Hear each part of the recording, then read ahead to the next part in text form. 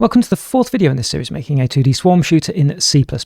In this one, what we're going to do is we're going to use something called a collision map to prevent the player being able to escape underneath the walls. So in the previous video, we reached a stage where we can wander around our game level and admire it with the camera following us, and we've got the camera also clamped, but the problem is that the player can escape underneath the walls. We're going to allow the enemies to do that later on, but we definitely want the player to be combined inside here. So I'll close this down and close down the terminal. Now the most straightforward way to approach this particular problem would be to do something that we're doing with our camera. So we're clamping our camera somewhere down the bottom here it is, to basically to the sizes of the map and stopping it going along the edges. We could quite easily do a similar thing with our player as well to prevent our player leaving the map. However, I'd like to show you a little bit of a different approach in case you haven't seen it before, and that's using something called a collision map. Now I will say in advance it's slight overkill for this particular use case, but if you've not seen it before, you're about to see something that's really useful when you're dealing with collisions and different terrains and things like that inside your games. So in our case, what we're going to do is load an image, which is a black and white image for our collision map, and it's going to look a lot like you can see on the left hand side here. And this is effectively a representation of our map, where the black area of the walls just slightly thicker to allow a bit of margin. And I'm sure you can imagine what we're going to do, even if you've never seen this before. As we walk around the map, what we're going to do with the player is simply test if we want to go upwards here, whether the pixel we want to go to is black or white, and if it's black, we'll say you can't go there. The same on the left hand side, the right hand side, and down the bottom as well. And what we'll also do is configure it such that we can still go to the side, so we'll make a sort of slide down the walls effect like this. The way we do that is by loading the actual image data. By that I mean the colors of the pixels in the image. Those are in red, green and blue, where if you have black, all values are 0. If you have white, all values are 255. So what we're going to do is make a collision map class that will have a pointer to this image data, and then we're going to update the movement component so it can optionally use a collision map. And then each time we want to move, the movement component will ask the question, is where we're going to allowed on the collision map? And we'll do that by finding out whether the pixel is white or black. Now, as I said, for this use case, we could have just used the boundaries on the map as well, much like we are doing with clamping the camera. But I wanted to show you this because it's really, really useful when you've got complex geometry in your games and you want to restrict either the player or the enemies to certain areas on your map. So typically when you've got some kind of map where you've got rivers and things like that, you'll have sort of shapes like this, particularly when you've got a lot of detail on there. And actually calculating geometry and then calculating collisions and things like that can be really complicated with this. If you use a collision map though, it becomes really straightforward. And the operation to actually look up the value of a particular pixel is almost negligible for a modern computer. So you end up with really fast collision detection at very little cost. And where this really comes into its own as well, this doesn't apply to this game, but I'm thinking of games you might want to do. Let's say in the middle of the map here, we had an area which would say water.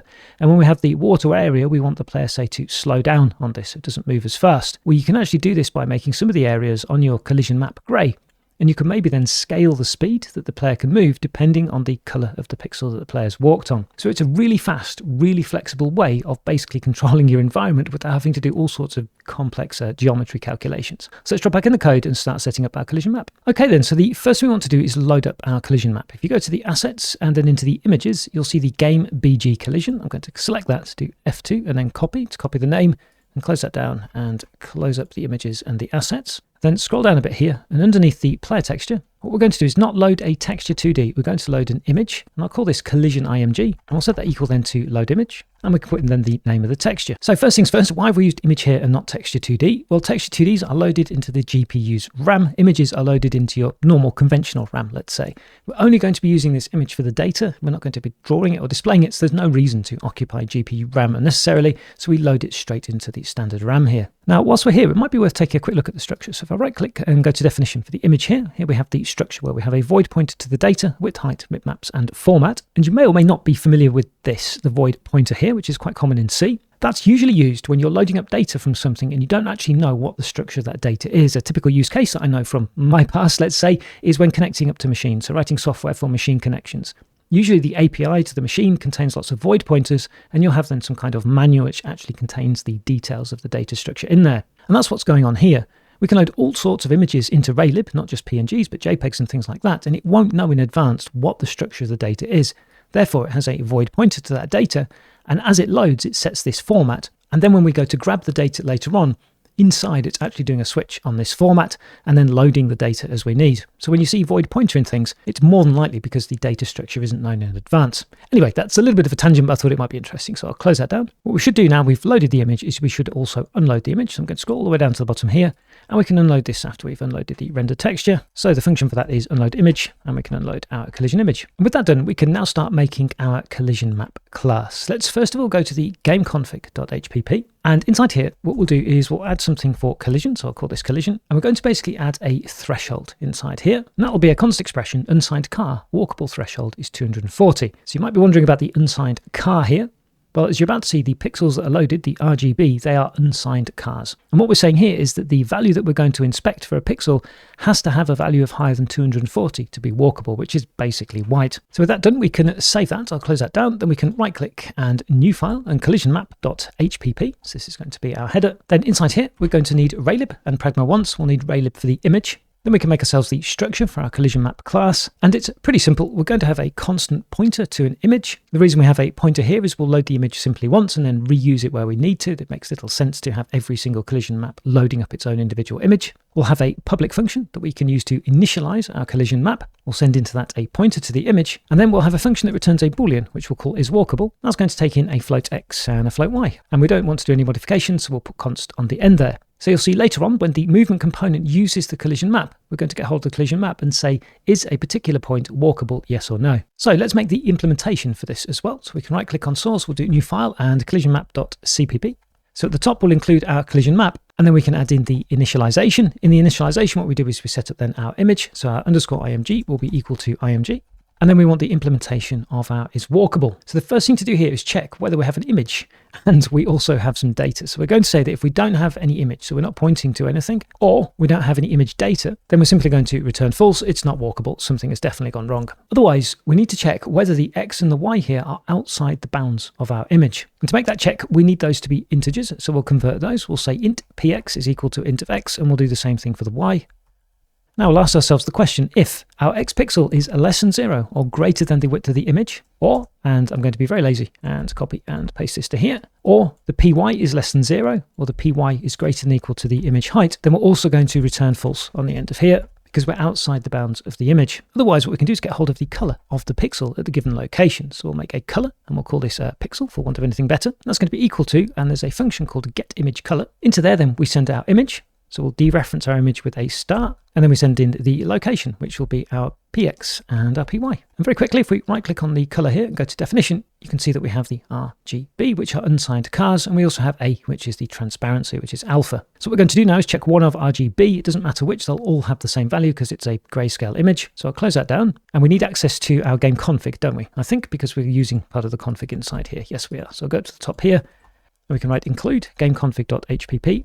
And then we can return whether the pixel value that we have, and we'll do the .r for the red, is greater than or equal to, and we'll get hold of our game config, and the walkable threshold.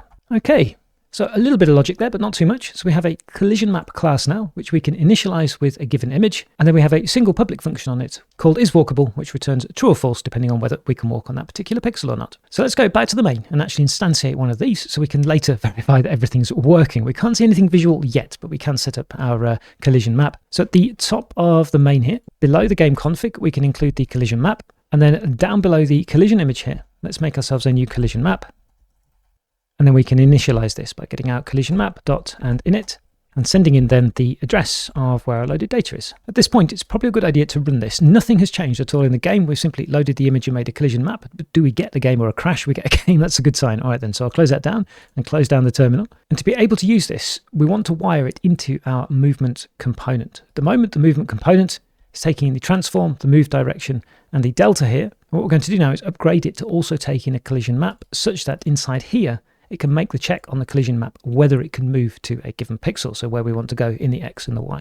So let's start off in the movement.hpp. At the top here, what we can do is make a for declaration of our class collision map, and that allows us then to include this in the arguments here. So we'll say here that we're going to take a const, and it's going to be a pointer to a collision map, which we can call collision map, and we can give that a default value of being initially a null pointer. So if we don't have a collision map, we'll default to null. Then into the implementation of this, we're going to need this here, but not that. So let's go into the movement, and at the top here, we can put a comma and drop in the fourth parameter here, which is the collision map. And now inside here, let's change this a little bit. We need to get where we're going to be able to test it then on the collision map. So we'll make a new float called new x. That's going to be equal to our transform position.x plus our move direction times by speed times delta. And then we'll do the same thing here. So float and new y is going to be equal to our transform position.y also plus the move direction. So we've got where we want to go. Now we need to understand whether we can go there. And that depends a little bit on if we have a collision map. So we'll ask the question, do we have a collision map?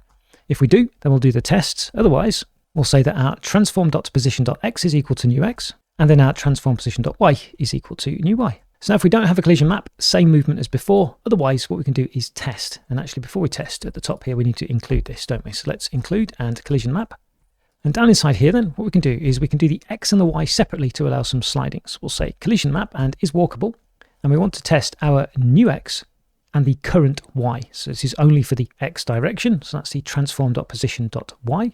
And if it is, then what we can do is set the transform position x to be equal to the new x. Then we'll do the same thing for the y. So if isWalkable, new y, and we'll change that to a y. If you have copied and pasted, be careful here because it's really easy to trip this up, and I've nearly actually done it myself there. We need a new y here and the transform.position.x here, and Control S to save. And now with a bit of luck, what should happen is when we use a collision map on our movement, it should be restricted depending on what the colors of the pixels are on our image. But for that to work, we need to give the movement a collision map. And at the moment, our movement component is sitting on the player here. Now the collision map is optional on the movement. So if we go to player.cpp, where we're doing the movement update here, we have an optional collision map. So at the moment, the movement would work exactly as before. In fact, we can demonstrate that by pressing F5 here. Hopefully there's no red or any errors or anything. Should still be able to move around just as before. Yep, we can move exactly around as before because the collision map is optional there. So I'll close that down and close down the terminal. Let's go back to the player.hpp. Then at the top here, we'll make a forward definition of the collision map, and we can add ourselves a collision map component to the player. Now, in this case, if we think about collision maps, it might be in your game that you've got the same collision map that you want to use for many different things. So it makes little sense actually to make it a single instance of itself here. Otherwise, we end up just duplicating lots of things. So what we'll do here is make this a constant pointer. And initially, we can set this then to be a null pointer. So we're not pointing at anything we don't want to be pointing at, and with a blue screen. And then below the set position here, we can write ourselves a new void function, which we'll call set collision map. And that can then take in a constant pointer to a collision map. And just to repeat, if you're wondering why we're sending one in and not creating it on the player itself, it will be certainly in bigger games than this one. When you're using collision maps in general, you want to create them and then pass them to things that need them. Otherwise, you just keep recreating the same thing for no reason. So what we're going to do in the main is actually pass our collision map then to the player. Before that, though, we should probably do the implementation, otherwise it's not going to work. So we're going to player.cpp, although I'll be very lazy and copy this definition first. So we're going to player.cpp, then below the get position here, I'm dropping the definition and the player : and we'll set the player's collision map to be equal to the collision map. And then finally, in the update, we can use the collision map. So we simply take our collision map and put it as the fourth parameter here. It's still not going to be working though. If we run this, you will find that you can still run under the edges of the walls. So I'll start the game and quickly run up to the top here and go under the edges of the walls. There we go. So the collision map isn't working. So I'll close that down and close down the terminal. And the reason for this is because we haven't actually invoked the set collision map on our player and passed in the collision map that we've made. So let's drop back into the main.cpp and scroll down to where our player is. So for the last step then, we can get hold of our player dot and we will set the collision map. And then we can send into here then our collision map. Now that needs to be a pointer here, so we need to send the address to this. And now we should be set up and not be able to leave the edges of the game. So let's press F5 to run the game. And hopefully now we're able to scoot across and get blocked and not be able to leave the map.